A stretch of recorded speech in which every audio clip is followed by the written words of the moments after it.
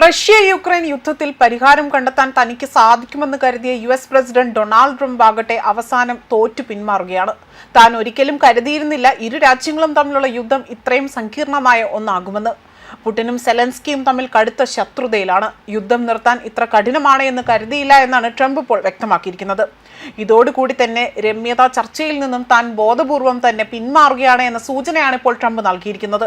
വീണ്ടും വെടിനിർത്തൽ വാദവും യുദ്ധവും അവസാനിപ്പിച്ചുകൊണ്ട് അത് കഥ എടുത്തു പറഞ്ഞുകൊണ്ടാണ് താൻ ഇതിൽ നിന്നും പിന്മാറുന്നതായി തന്നെ ട്രംപ് വ്യക്തമാക്കിയിരിക്കുന്നത്.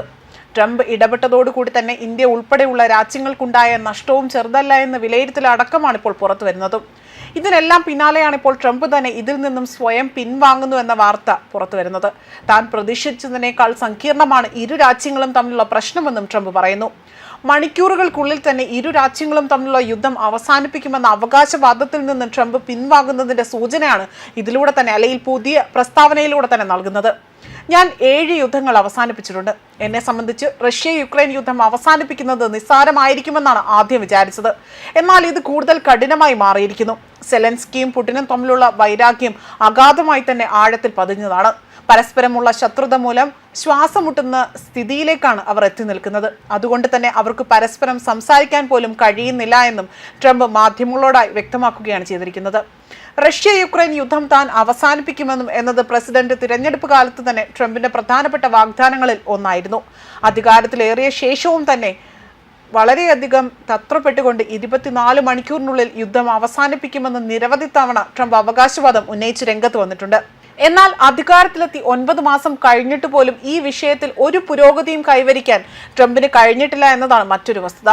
ഇന്ത്യ അടക്കമുള്ള രാജ്യങ്ങൾ റഷ്യയിൽ നിന്ന് ക്രൂഡ് ഓയിൽ വാങ്ങുന്നത് യുക്രൈനെതിരായ യുദ്ധത്തിൽ റഷ്യയ്ക്ക് സഹായകരമാകുന്നു എന്നതും അത് നിർത്തണമെന്നും ട്രംപ് ആവശ്യപ്പെട്ടിരുന്നു. ഇക്കാര്യം ചൂണ്ടിക്കാട്ടിയാണ് ഇന്ത്യക്ക് പോലും 25% പിഴത്തീരുവ ചുമത്തുകയും ചെയ്തിരുന്നത്.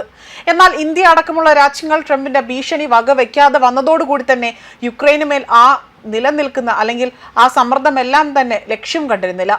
എല്ലാ നാറ്റോ സഖ്യ കക്ഷികളോടും തന്നെ റഷ്യ എണ്ണ വാങ്ങുന്നത് പൂർണ്ണമായും നിർത്തുകയും സ്വന്തമായി തന്നെ ഉപരോധങ്ങൾ നടപ്പിലാക്കുകയും ചെയ്യണമെന്നും അങ്ങനെയെങ്കിൽ റഷ്യക്കെതിരെ ഉപരോധം ഏർപ്പെടുത്താൻ താൻ തയ്യാറാണ് എന്നതായിരുന്നു ട്രംപ് ആദ്യം പറഞ്ഞിരുന്നത്.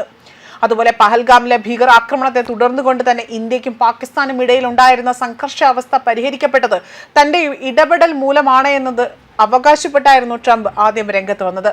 ഇത് ഇന്ത്യ തള്ളിക്കളഞ്ഞെങ്കിൽ പോലും ട്രംപ് പിന്നീടും നിരവധി തവണയാണ് ഈ അവകാശവാദം ഉന്നയിച്ച് രംഗത്ത് വന്നത്.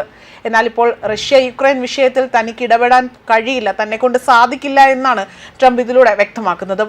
ന്യൂസ് ഡെസ്ക് കർമ്മ ന്യൂസ്.